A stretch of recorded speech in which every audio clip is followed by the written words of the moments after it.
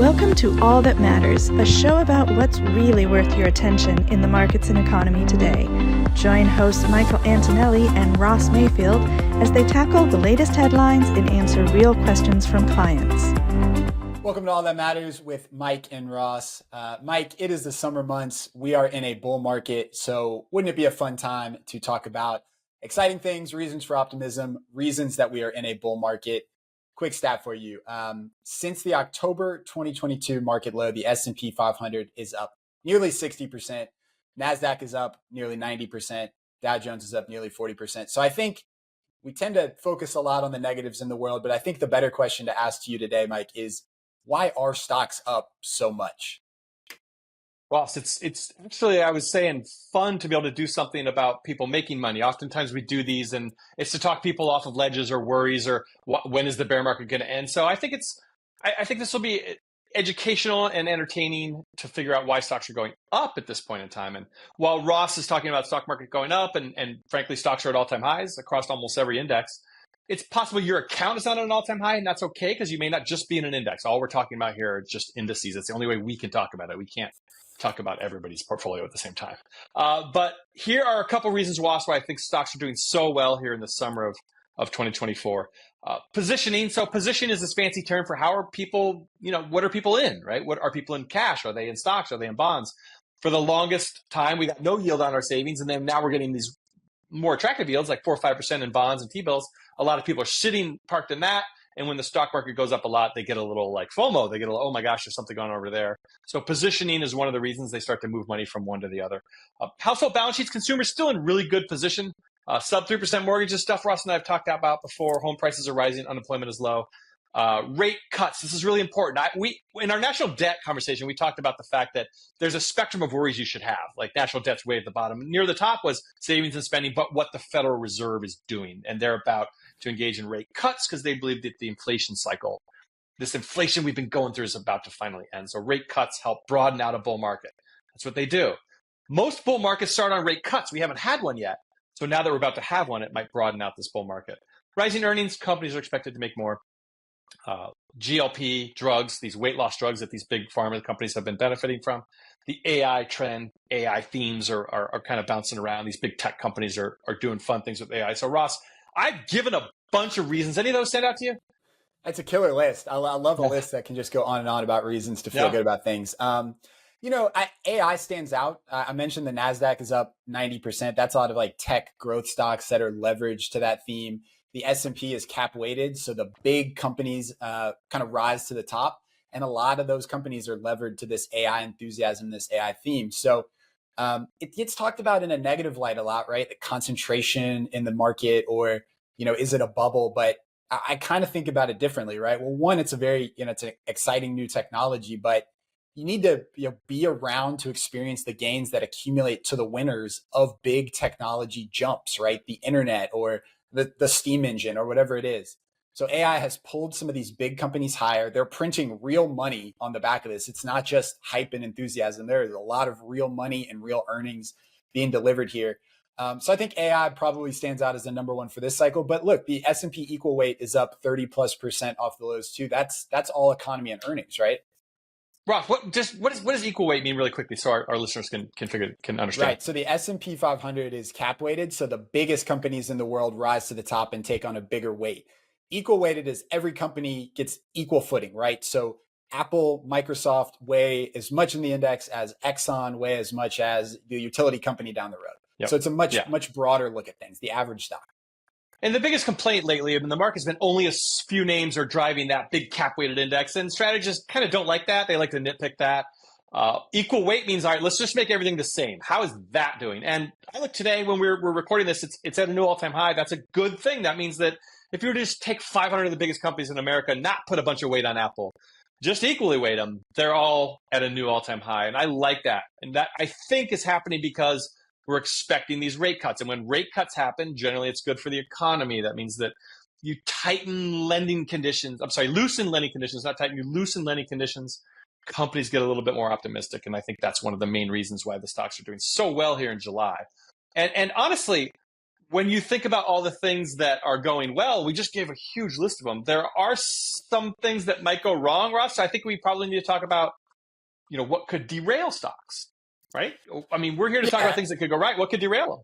Yeah. We don't want to be just, blowing smoke here, but I think the big things, right? Well, so number one, let me get this strategist platitude out of the way, which is the biggest risk to the market is always the one it doesn't see coming. So I've heard you say that before, 9/11, COVID-19, Always, these are things that were out of left field, really impacted the market and the consumer in a way that was not even really being priced in, even at the tail end of things, even at the tail risk. So, but what are the things that, we can see that might be risks, right? Inflation and rates reaccelerating. You mentioned that interest rates coming down was a positive. Rates have been volatile. If inflation were to tick back up and interest rates were to remain high, it would be a weight. I mentioned AI as a reason for enthusiasm. AI could disappoint. I mean, there's a quote, I forget, it might be Bill Gates, but we tend to overestimate the impact in the near term, underestimate the long-term impact of new technologies. It could very much disappoint. Earnings could kind of fall flat over the next couple of years, and some of the air might come out of those AI stocks. So those are a couple that I'm thinking of. What about you? I always try to keep my macro very simple. And you know that, Ross, we do a lot of internal stuff together. When I go out to see clients, I try to say that there are a couple of real simple things I look at. One is the jobs market. Do people have jobs? I mean, really, when it boils down to it, when you have a job, you're confident in the economy and you spend and you go on trips. And do people have a job? The unemployment rate has ticked up a little bit lately. It's something that we watch, Ross and I watch. It's something that most of Wall Street watches. What's the unemployment rate? Every month we get an employment number. So that's something I watch. The more that ticks up, a little bit more nervous that I get and you get, Ross. Housing is also the other thing that I just really constantly harp on. Jobs and housing are really, really, really all that I kind of look at. If you have a job, you're going to the movies, you're eating out, you're paying your bills. If you have a home and you're confident that the home price is pretty stable or rising, that you're also going out to the movies and going on trips. And when you lose that confidence in your ability to have a job or your home price, that's when I think you start to get bad outcomes in the stock market. You start to get bad outcomes in the economy because everybody just basically pulls back. So, a combination of those two, Ross, are really on my mind. Yeah, we're a consumer economy, and I should say, and we give this disclaimer a lot. We're talking in the highest of high level aggregates, right? Not everybody has a home, not everybody has a job, but in aggregate, we're a huge country, and the consumer balance sheet is, as you mentioned, really, really, really healthy.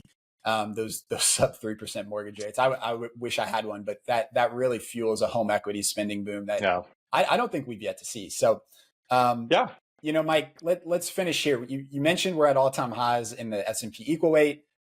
We're within a hair's breadth of an all-time high in the S&P 500, the NASDAQ, the Dow. Mm-hmm. A lot of people, I think the natural kind of next step is this the top, right? You feel like you're standing on the ledge of a cliff. Does this feel like the top to you? Is this the market top? The great thing about this is that, 6 months, 2 years, 3 years from now, we'll be able to come back to this and be like, was he right? Was he wrong? What call did he make? Is this the top? I'm going to say that I don't think it is the top for all of the following reasons that I started the show with, which is all the kind of catalysts that I think are going well in the economy.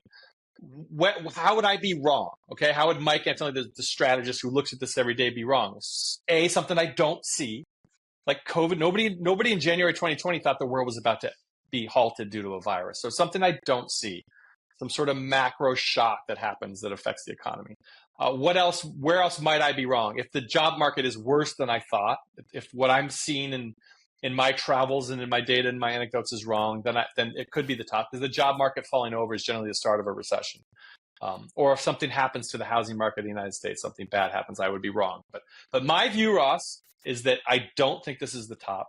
That does not preclude sell-offs, which you and I know happen all the time, but our clients and the world hate when they happen. They're like, oh, I can't believe there's another sell-off.